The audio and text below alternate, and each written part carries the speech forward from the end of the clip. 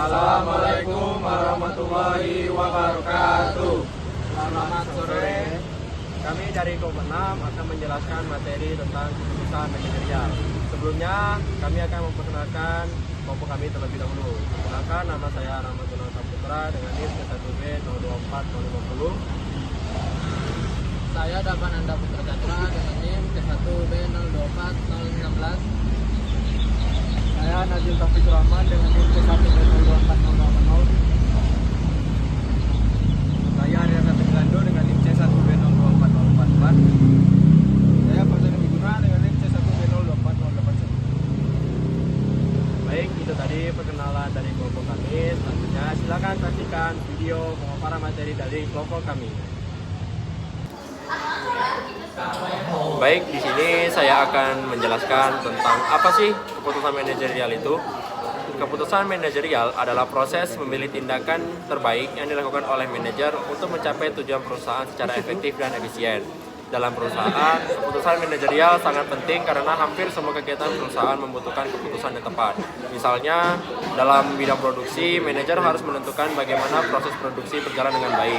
Kemudian dalam bidang pemasaran, manajer menentukan strategi promosi yang sesuai. Kemudian dalam bidang keuangan, manajer mengatur penggunaan dana perusahaan. Dalam bidang sumber daya manusia, manajer mengelola tenaga kerja secara profesional. Dan dalam operasional, manajer memastikan kegiatan perusahaan berjalan dengan lancar. Jadi, keputusan manajerial bukan hanya sekedar memilih, tapi juga mempertimbangkan berbagai pilihan agar perusahaan dapat mencapai tujuan dengan cara yang efektif dan efisien. Selanjutnya, tujuan keputusan manajerial. Tujuan keputusan manajerial dalam perusahaan ada beberapa hal yang penting. Pertama, meningkatkan keuntungan perusahaan. Keputusan yang tepat dapat membantu perusahaan memperoleh keuntungan maksimal dan menjaga pertumbuhan usaha secara berkelanjutan. Kedua, menyelesaikan masalah organisasi. Dalam kegiatan perusahaan, pasti ada masalah yang muncul, seperti penurunan penjualan, konflik kerja, atau kendala produksi. Melalui keputusan manajerial, masalah tersebut dapat diidentifikasi dan diselesaikan secara efektif. Ketiga, meningkatkan produktivitas kerja. Keputusan yang baik dapat mendorong karyawan bekerja lebih efisien, disiplin, dan mencapai target perusahaan. Keempat, mengurangi risiko bisnis. Setiap keputusan pasti memiliki risiko, tetapi keputusan yang tepat dapat membantu perusahaan mengantisipasi dan meminimalkan kerugian. Kelima, menentukan strategi perusahaan. Keputusan manajerial menjadi dasar dalam menyusun strategi jangka panjang. Dan yang terakhir, meningkatkan daya saing perusahaan. Dengan keputusan yang tepat, perusahaan dapat menjadi lebih unggul dibandingkan pesaing dan mampu bertahan dalam persaingan pasar. Selanjutnya ada fungsi dan jenis keputusan manajerial. Keputusan manajerial memiliki beberapa fungsi utama dalam perusahaan. Fungsi pertama adalah perencanaan, yaitu menentukan tujuan dan strategi perusahaan. Yang kedua, fungsi pengorganisasian, yaitu mengatur sumber daya perusahaan agar dapat digunakan secara maksimal. Fungsi ketiga adalah pengarahan, yaitu memberikan arahan kepada karyawan agar pekerjaan berjalan sesuai tujuan. Fungsi keempat adalah pengawasan, yaitu mengontrol pelaksanaan pekerjaan agar sesuai dengan rencana. Selain itu, keputusan manajerial juga dibagi menjadi 3 jenis. Pertama, keputusan strategis. Keputusan ini bersifat jangka panjang dan biasanya diambil oleh manajemen puncak. Contohnya, membuka cabang baru, menentukan target pasar, melakukan investasi besar, dan mengembangkan produk baru. Kedua, keputusan taktis. Keputusan ini bersifat menengah dan diambil oleh manajer menengah untuk mendukung strategi perusahaan. Contohnya, menentukan program promosi, menyusun anggaran divisi, merekrut karyawan baru, dan menentukan jadwal produksi. Ketiga, keputusan operasional. Keputusan ini bersifat jangka pendek dan berkaitan dengan kegiatan sehari-hari. Contohnya, penjadwalan kerja karyawan, pengaturan stok barang, pengendalian kualitas produk, dan pelayanan pelanggan. Ketiga jenis keputusan ini saling berkaitan. Keputusan strategis menentukan arah, keputusan taktis mengatur pelaksanaan, dan keputusan operasional menjalankan kegiatan sehari-hari. Baik, selanjutnya saya akan menjelaskan proses dan faktor yang mempengaruhi keputusan manajerial.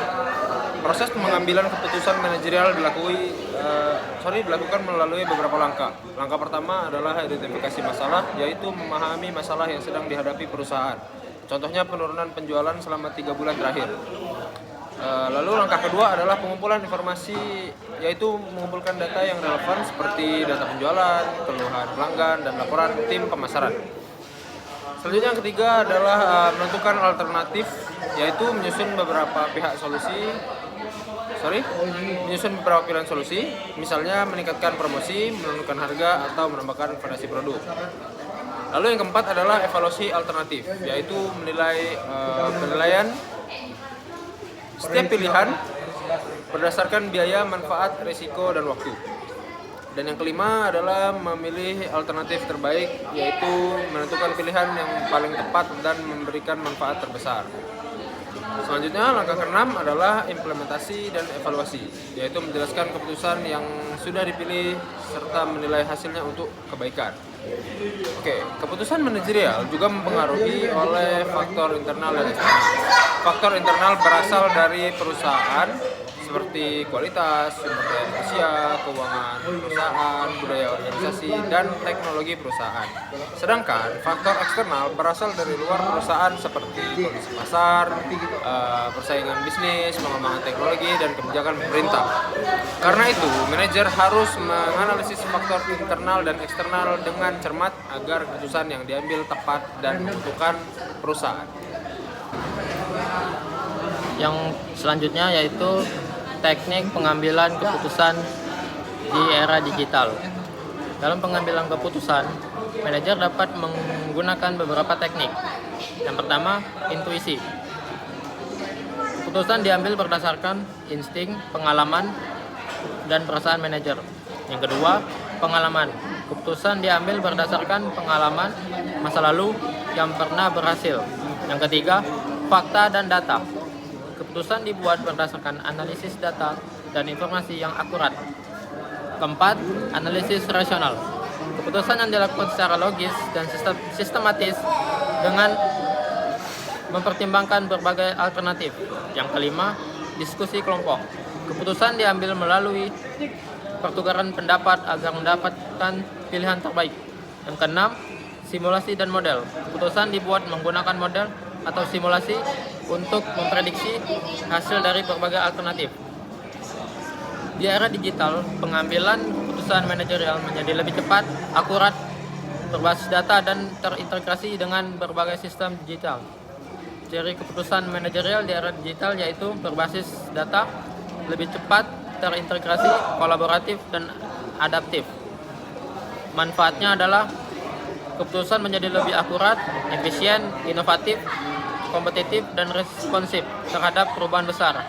Namun, ada juga tantangan seperti keamanan data, kualitas data, keterampilan digital, dan perubahan budaya organisasi. Kesimpulannya, keputusan manajerial di era digital menuntut manajer untuk mampu memanfaatkan teknologi, data, dan kerjasama tim agar perusahaan dapat mencapai tujuan secara efektif dan berkelanjutan. Baik, itu tadi video pemaparan materi dari kelompok kami. Lebih dan kurangnya mohon maaf. Kami akhiri. Assalamualaikum warahmatullahi wabarakatuh. Terima kasih. Thank you.